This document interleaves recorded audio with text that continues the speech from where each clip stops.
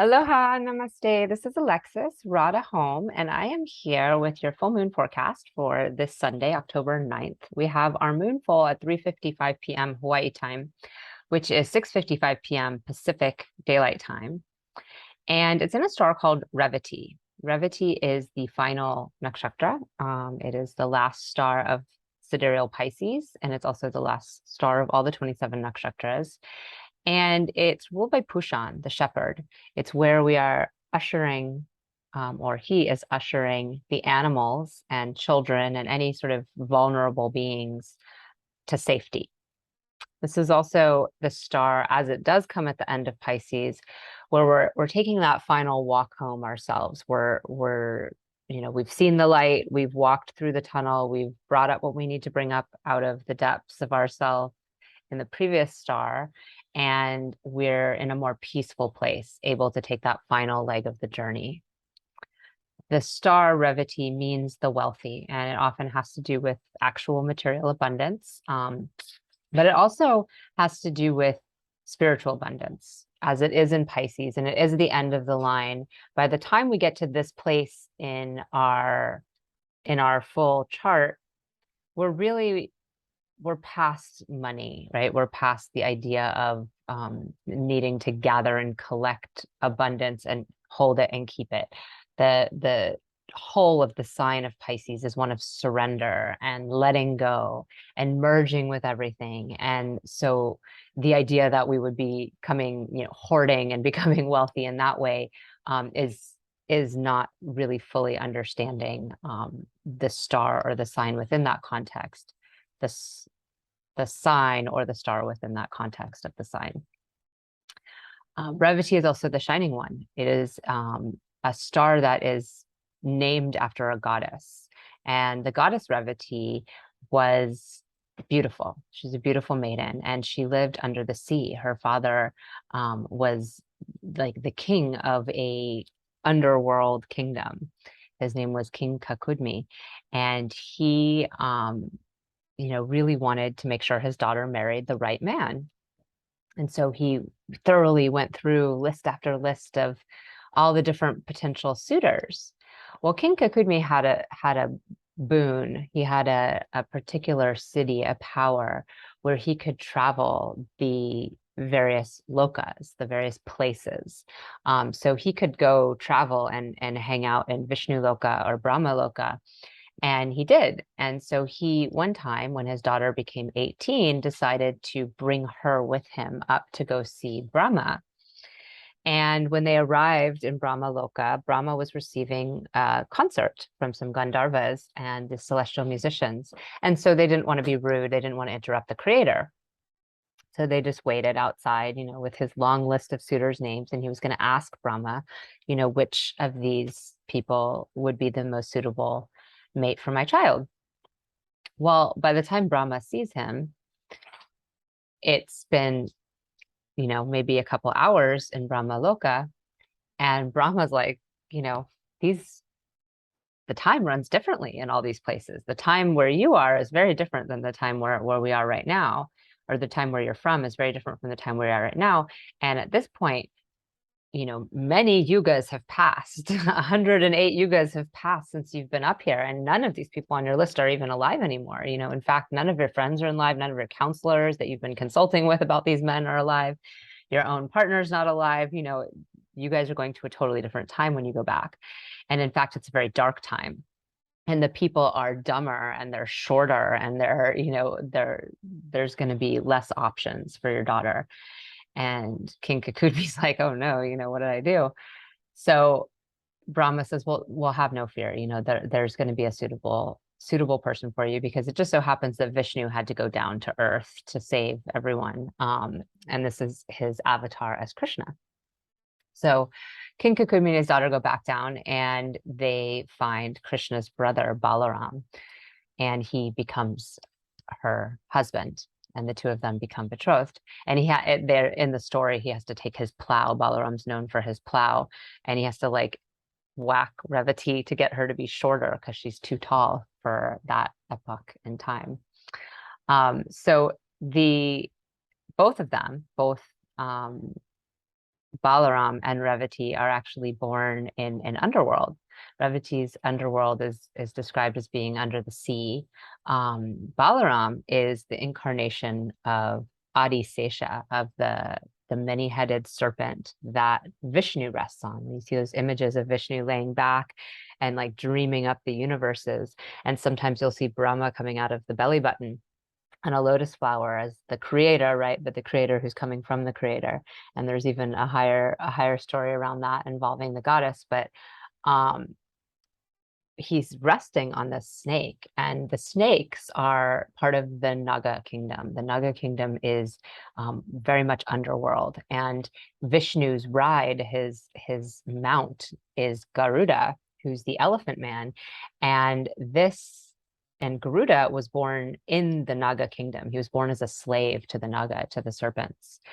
And so Vishnu himself is being held up by the underworld, which is the subconscious, right? That which activates our conscious thoughts and the world that we create through our mind, because essentially everything that we're experiencing is through our mind. Everything we're experiencing is our own movie, our own projection.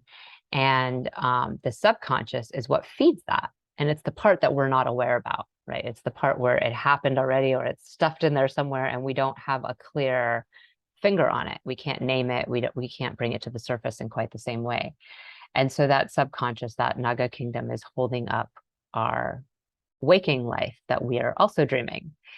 And Balaram, as Adi Sesha, is from that underworld.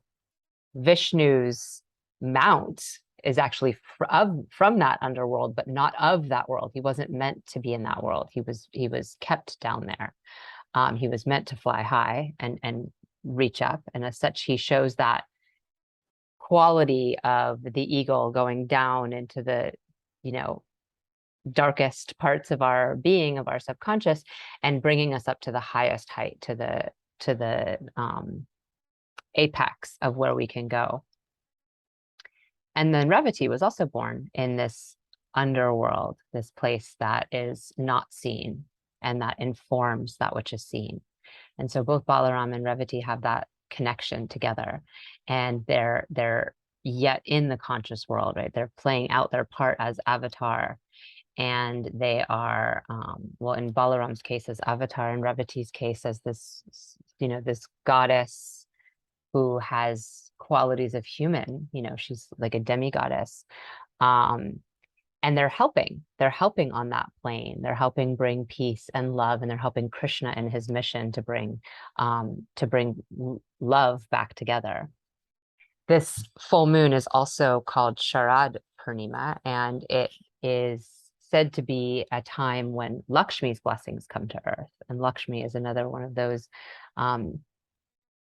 well, she's associated with Vishnu. She's the Shakti for Vishnu.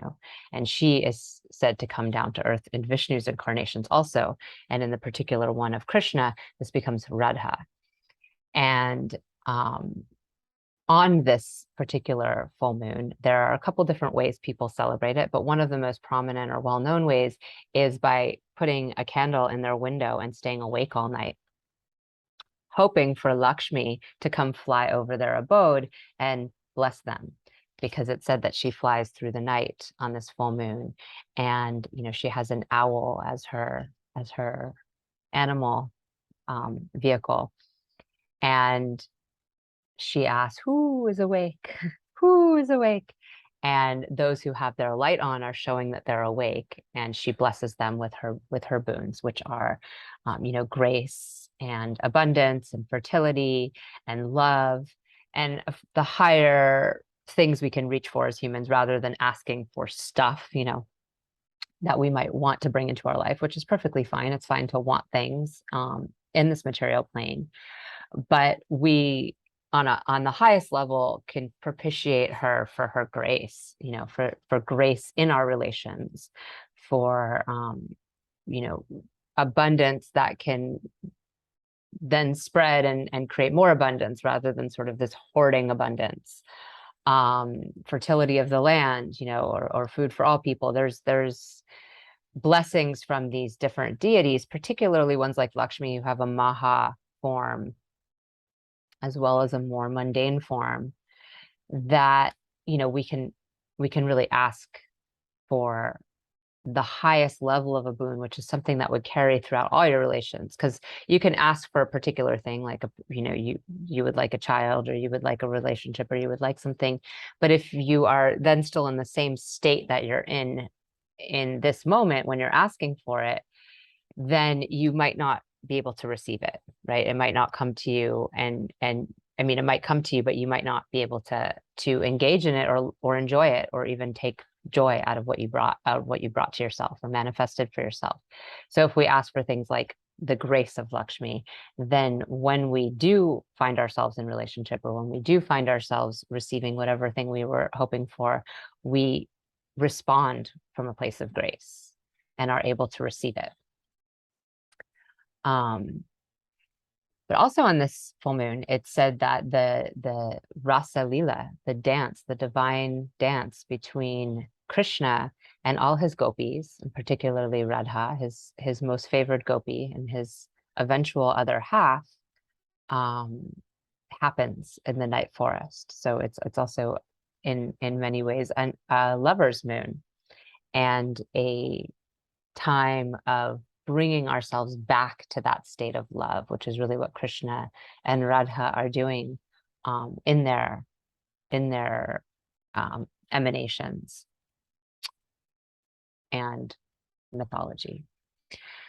So this rasa lila, and rasa is like the taste, it's the flavor, it's the juice, and the lila is this divine play that we're all existing within. Everything we're doing is part of a play. It's all, like I said, it's all a movie, right? It's all this divine act. And the Rasa Lila is said to be such an ecstatic dance, such a high level of ecstasy, that even Shiva can't enter into it, because he is holding too much of this masculine pole of consciousness to even be able to taste the flavor and enjoy the bliss of ecstasy that happens in that forest. And so we can find ways in our own life to, not separate ourselves out of life, like a yogi on a mountain, or somebody who's sort of isolating ourselves so that we don't have any distractions, so that we can clear our mind and be in this state. This would be more of a tantric thing, where we would want to embrace the life around us and take hold and attach ourselves to everything around ourselves, rather than separating ourselves from it, and find our divinity through that, as opposed to through cutting everything out, right? And becoming clear but empty. This is more of a fullness and an ecstasy, and taking a bite out of life and enjoying that flavor. So I'm going to share my screen so that you can see the chart we have here. Our full moon is joined Jupiter, and it's still retrograde here. We have a drishti from Saturn on it also, and we still have Mercury and Venus joined our sun across the way. So we still have this Saraswati yoga that I was speaking about. So there's a few different factors we have going on, and we're of course moving into our eclipse season. So we're moving into our cycle with the eclipse. So the moon being joined Jupiter is obviously going to bring us more wisdom. It's going to bring us more expansion. Jupiter's in his own sign of Pisces. It's a time when internally, because he's retrograde, so it's not happening so much on a external way or in an external way. It's happening more in an internal way, where we're expanding our consciousness. We're expanding our capacity for wisdom. We're finding wisdom in the depths. Jupiter, particularly in the star of Uttara Bhadrapada, is going deep down. As I was talking about Revati at the beginning, I said, we go through the different parts of Pisces, which we spoke of recently, because the last full moon was in Purva Bhadrapada, and it was in the Aquarius part of it, but it's the star that moves into Pisces, and that's the awakening, right? The wake-up call, like, you are more than your body, you are beyond this form. And then Uttara Bhadrapada is where we go down really deep, and we start to, maybe face some of that serpentine energy again, and really pull up the poison as well as the nectar. And then Revati has this calmer, more peaceful place. So while our moon is in that calmer, more peaceful place, Jupiter is still in the place where it's doing the work, and it's retrograde. So it really is internal work. And in Pisces, it's seamless. There's not a lot of categories or clarity on what the work is. It's this sort of everything is related to everything else quality that Pisces has, where it all merges into one another, and there's not a lot of clear delineation to guide us, right? It can get messy in Pisces, but it can also have the highest level of integrity and wisdom, because the truth of it is it is all this sort of dreamlike landscape, and the lines and definitions are not so clear, and we can make all the agreements and all the contracts and say all the words we want and define everything and categorize everything we want, and we could still not understand it at all. I mean, that would really be a way of looking at things, like from a scientific perspective.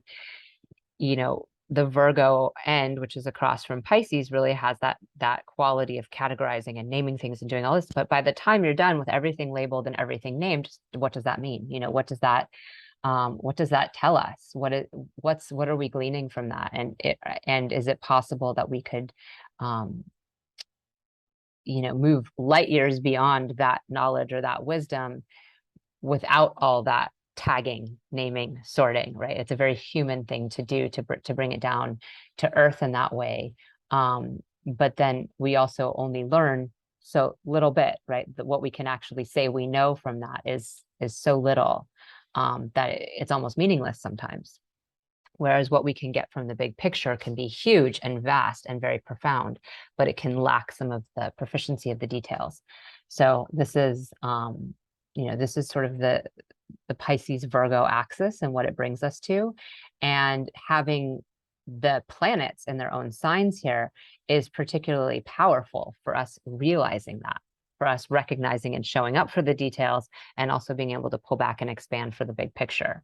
And since this moon is in the Pisces end, it's the apex of the cycle, right? The new moon started us off in Virgo, where it's like everything should be pure, everything should be clean. What can we purify? How can we get ourselves to perfect? What needs organizing? Where does everything go? Head down to the ground, trying to figure everything out. And now we have this chance to step back and be like, and look how, the details sort themselves out. Or I could rearrange that box 15 times, but it still has the same function or use. So we can start to stretch out and see a little bit wider. So this can be a really powerful time for anything you've been working on in a very detailed way, to take a step back and view it from a different lens, a different perspective. And maybe when you go back in, you can work from a different, with a different feeling or a different direction or a different guiding post or light.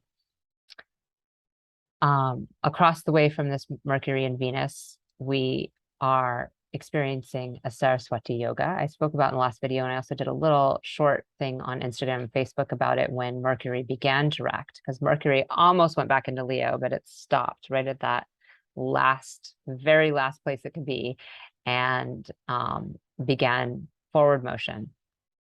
And together, these three planets, Jupiter, Mercury, and Venus, bring the energy of Saraswati. And the reason is because we have this perfectionism, and it doesn't have to be in Virgo and Pisces that this takes place. It's just a blessing that we have in this moment, that Mercury is exalted in his own sign and that Jupiter's in his own sign. Venus, however, is debilitated. So we can see how this will shift and change the way the Saraswati yoga works. It's a boon for all of us in the arts. It gives us the gift of speech. It gives us the gift of writing. It gives us the gift of music. It gives us the gift of the arts, which Saraswati brings to us. She's the goddess of the arts and of writing and communication. Mercury is going to have that very clear, detail-oriented mindset that Virgo brings, that's so perfect for what Mercury does, where we want to say the right thing. We want to mean what we say. We don't want to have a lot of agenda attached to it or too much emotionalism. We want to put things where they're supposed to go, because words literally function to communicate to other people. So if we say them wrong, then they don't communicate what we're trying to communicate, right? Then the whole point is lost. Well, Venus, in her state of debility, can not think anything's good enough, right? So this could be where we get really tripped up. Like, it's not written well enough. It's not, the music isn't just perfect enough. Like, there's that sort of Virgo quality of seeing where something is wrong and not good enough is very big with Venus and Virgo, which is why she's debilitated there. It's hard to be happy when we're always noticing what's wrong, first and foremost. But that attention to detail and meticulousness can work really well when we're crafting something, because we do want to put out our best work, right? We do want to make sure that we've edited that last line, or that if that is too much, that we pull it back a little bit. And that this is just so over here. So as long as it doesn't debilitate us to the point where we no longer release our work at all into the world, and we just keep it all to ourselves because we're so afraid that we're not perfect enough, then it can be, it can be a quality that's helpful in this particular case. Seeing as we have that expansive wisdom from Jupiter and that quality of really showing up for the details with Mercury, the odds are better that we can work past this Venus, because we have what's called Nichabanga. We have some aids helping our debility, helping our debilitated Venus. And so this is a powerful time to get work out into the world. And particularly this full moon is often, it's not just one to receive blessings, but it's also a time to start new ventures. It has a quality of harvest. So it's not like necessarily the first brand new baby seed planted of something. But if there's something you've been working on, which with all the retrograde activity, there's a good chance that there's been things that have been mulling within yourself that you haven't actually output yet.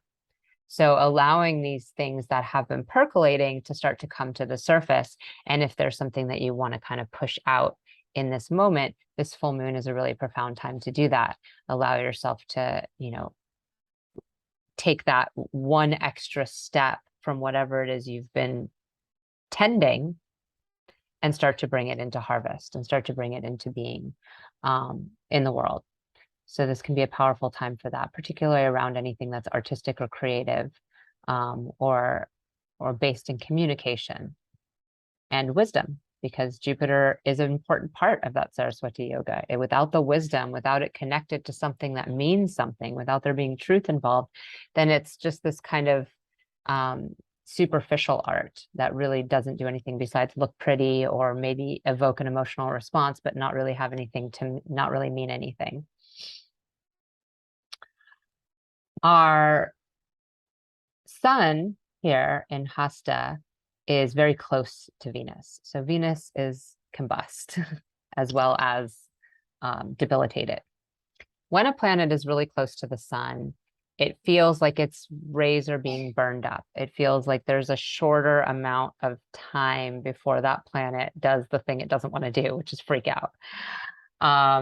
All of the planetary energies hold a different part of our own way of being, our own energy. And so when that fuse is short, not getting our needs met in that way becomes something that activates the fear of that particular planet. And with Venus, it's all about happiness and relationships and connectivity. So already, because Venus is in Virgo, and even with the help, even with the help from the good communication with Mercury and or the clear communication with Mercury, I should say, and the wisdom from Jupiter, Venus is in a state where, we're noticing what's wrong in our relationships or within ourself. We're noticing what's not perfect about us, the ways in which we have flaws physically, the ways in which our happiness is just not fully happy. It's hard to get that full flavor and juice out of life when Venus is in this sort of prudish sign where we're, almost so concerned about the details that it's hard to enjoy. When she's also combust, there's going to be this quality of feeling as though other people are also not appreciating our beauty or our love that we have to give, that we're other people are not giving us happiness. They're not taking the happiness we're giving them, or they're not giving us happiness in return. And because it is such a relational planet, it is the planet of our relations, and Mercury really has a lot to do with our relationships as well. It can really create feelings of like neediness, clinginess, and not necessarily communicate around that. Because even though Mercury is in the sign of clear communication, with Virgo, there's a lack of emotionalism. There's a quality where we're saying just what is and trying to be very perfect with our words. We're not necessarily vulnerable. And Venus in Virgo is going to be vulnerable, meaning feel very sensitive, feel like, everything's wrong, like I really feel, that I'm not looking my best, or I feel like I'm gaining weight or something like that. And then you ask your partner, and your partner is like, yeah, you are gaining a little weight or something like that. And that could really set us off in a different way than it might at a different time of the month, or a different time of the year, I should say, when Venus is transiting in a different place.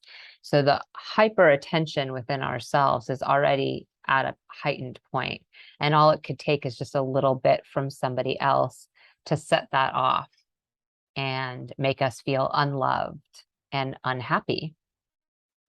And so we have to be really mindful in this time, not only of how we look at ourselves and how we look at others, and how nitpicky we are about those things, but also how we speak and communicate to others, being extra sensitive. And Mercury in Virgo is not necessarily always sensitive, because it does lack agenda and it does lack emotionalism. It also lacks that part where it's trying to make you feel good, right? When you see Mercury in Libra, or Taurus, often the words will be kind and really directed towards harmony. But Mercury in Gemini and Virgo is really just literally communicating without trying to make you any one way or the other, trying to just stick to the facts and details as much as possible. So we can find that our communication is helpful here, but only a little bit. And the Jupiter retrograde could be even more helpful, just in terms of processing, using the wisdom we have, using the beliefs we have, using the tools we have to help ourselves remember the big picture and surrender and let go of some of the drama of the details, and of feeling less than appreciated or less than loved, which is really what the Venus combust can do. So the final thing, I think there's a few transits that are happening soon that I'm going to talk about more in the moment, like when Saturn goes direct and Mars moves into Gemini. I think I'll make those into separate videos so that this doesn't get too long. But I'm going to just mention Saturn here on this moon and Jupiter, and then just bring us a little segue into our eclipses that we'll be experiencing soon. So where we're going with this energy, particularly around relationships and self versus others. But I do want to touch on this Saturn really quick, because Saturn is giving drishti to this moon in pretty close degrees. It's also giving it to Jupiter. It's a one-way 3-house drishti that Saturn gives, so it's not mutual. This is mutual with Jupiter and Mercury and Venus and the Sun and Moon, but Saturn's just doing a one-way here on particularly the Moon. And this can bring qualities of fear to our mind, for sure, and sort of worst case scenarios. It can take away some of the expansion and wisdom that Jupiter's bringing in. Both are retrogrades. So it's always this sort of internalized experience, right? It's not necessarily out pressure. It's like pressure from within, and it builds up inside. But Saturn can also, because Saturn's also in his own sign, can really offer a lot of practical, practicality and reality to us, and really help ground us in that reality and ground us in that place where we're not getting so lost in the dream land of Pisces, or we're not expanding so much through our wisdom that we're forgetting what's possible and what our limitations actually are, and what has actually led up to this so far, and how much time we have, or whatever the different factors are of limitation that we might be experiencing. So Saturn's drishti can feel a little bit like a wet rag, or like a downer, but it's also bringing some much needed practicality and grounded awareness around what actually is and what's actually possible and what our limitations actually are. So the final thing I just want to talk about here with Rahu and Ketu and our upcoming eclipses is just that this run we've had with Venus, particularly from when she left Gemini to now, it is a tough run. And we go through this every year. We run through Venus being in Cancer, where we feel like we're over nurturing, over nourishing our partnerships, perhaps like being motherly in situations that aren't really supposed to be like that. We're using unconditional love where conditional love is supposed to be. And then we feel bereft, or we feel like we're not getting in return, because the truth of Venus is we do want to receive in return. We're not trying to just give one way. Then we go through Venus and Leo, where we feel like we're sort of, the queen or the king, and we want all eyes on us and all attention on us, and we expect a lot of others. And then Venus goes into this state of debility with Virgo, where it's kind of like, what's wrong with me? Everything's wrong with me. I'm not perfect enough. Oh, I'm getting older. I'm doing this. I have this problem, and this person has these problems and these problems. We start nitpicking everything in our partnerships as well, and our relationships with others. And they're not, Venus energy is not just romantic relationships. It's partnerships. Any two people who have mutual needs on the table is really going to bring up this Venus energy. But also there's that quality of romance and lust and desire and sensuality and beauty that doesn't even necessarily have to do with actual couples, but is just the energy of Venus. And so that's one of the things that gets particularly hampered when Venus is in Virgo, is the part where we feel beautiful, the part where we feel sensuous, the part where we feel all those feelings that bring about delight and joy, kind of gets diminished. And then Venus goes back into her own sign of Libra. So one thing about this is that we tend to want particularly our relationships to be going well, right? We live in a world where we're really focused on being happy, and happiness often seems to come in the form of other people appreciating us and spending time with us. So we don't like these times when Venus is, it's bad when Venus is in these signs, and then she moves into Libra and everything's good again. Well, one of the things I like to look at is that when planets are transiting through, and it's different in natal charts than it is with transits, but particularly with transits, I look at these as opportunities for things, because not every relationship is meant to be, right? Not every situation that we're enjoying enough is really enough for a long-term situation. And so these transits are the ones that can wake us up to that. Like, oh yeah, my relationship actually isn't working at all. Or, oh yeah, this way I identify with myself and my beauty isn't working at all. Like, whatever those things are that are, good enough in times when Venus might be in better dignity and in higher intelligence, we have an opportunity to see the flaw and decide if it's something to work through or not, because the transits are fairly short, particularly with Venus. The transits are usually only 3 to 4 weeks. So we're not sitting with an energy for too long. So you're experiencing this Virgo thing. Was it enough to, make you realize that nothing about your situation is making you happy, whether it's, with regards to your own self and your own beauty or your own happiness, or whether it's regards to a relationship. And then you move into Libra, and is it all okay now?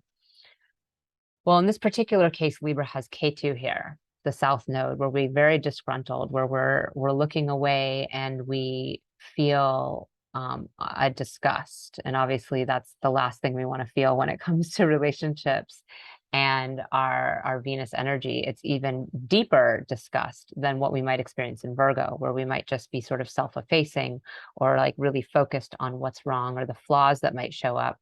With K2, it's like a hyper focus on a major flaw. That's the pinpoint problem, and it's the only thing we can look at, without without that thing shifting, exploding, imploding, we can't get past it. So this has been a transit we've had since March of 2022, so of this year, and it's going to be for another year. So it's a 1.5-year transit. And we are pulling away from our relational self. We're pulling away from the part of us that does compromise, that does say nice things, even if we think the other person does look fat. We don't tell them that. Or the way in which we communicate and move through the world, taking into account other people and other people's needs and feelings, almost more than our own, but at least equal to our own. That trend really shifted when Rahu went into Aries. And suddenly the hyper focus became on me, on the individual, on what I need, on what I want, on what my desires are, and what I'm going to start. And a lot of blinders on about how this affects other people. And I can see it playing out in all different levels in society around, and in the media, and in personal relations, and in my own life, and certainly in people's charts. But as a collective, when it's not a particular house, when it's all of us experiencing this, we can see this is a pull away from harmony. This is a pull away from diplomacy. And this is different than those quick Venus runs through challenging placements where we feel, uh, a 3-week or 4-week experience of being extra nitpicky. This is like a 1.5-year cycle where we're pulling away from the foundations of what make relations work, which is really, about kindness and compromise, and a desire to create harmony above the desire to win, or get it my way, or get what I need first. It's actually it's the feeling that if everyone's happy, then I'm more likely to be happy, as opposed to I'm going to be most happy if I get my way first. So this theme has been running for some time now, and this eclipse is really going to bring it to the surface. We've already had the end of the eclipse, the Aries end of the eclipse, where the sun was joined Aries right after this alignment happened, right after this axis switched. And now we're going to have it where the sun is joining Ketu, is joining the south node in Libra. So the focus is going to be more on the part of relations and compromise that we have chosen to ignore within our own selves, within our own lives, and what we can actually do to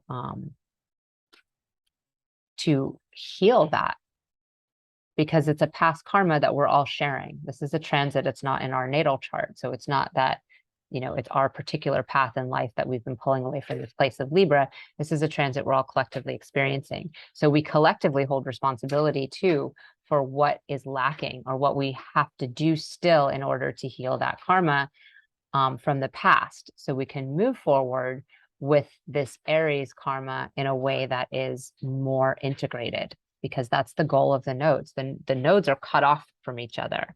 The North Node is reaching towards something, devouring it. The South Node is pulling away from it, because it feels like it's already done that. It's already been there, done that. It's all the old digested material of all of our previous lives and our early childhood. And they're cut off at the neck.